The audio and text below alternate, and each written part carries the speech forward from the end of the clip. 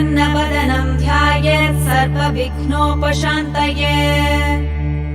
यस्य द्विरदवक्त्राद्याः परिषद्याः परः शतम् विघ्नं निघ्नन्ति सततं विश्वक्सेनं तमाश्रये। व्यासं वसिष्ठनप्तारं शक्तेः पौत्रमकल्मषम् पराशरात्मजं वन्दे शुकतातं तपोनिधिम्। व्यासाय विष्णुरूपाय व्यासरूपाय विष्णवे नमो वै ब्रह्मनिधये वासिष्ठाय नमो नमः। अविकाराय शुद्धाय नित्याय परमात्मने सदैकरूपरूपाय विष्णवे सर्वजिष्णवे।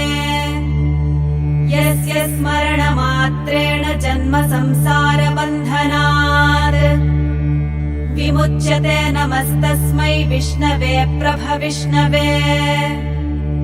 ॐ नमो विष्णवे प्रभविष्णवे। श्रीवैशम्पायन उवाच श्रुत्वा धर्मानशेषेण पावनानि च सर्वशः युधिष्ठिरः शान्तनवम् पुनरेवाभ्यभाषत। युधिष्ठिर उवाच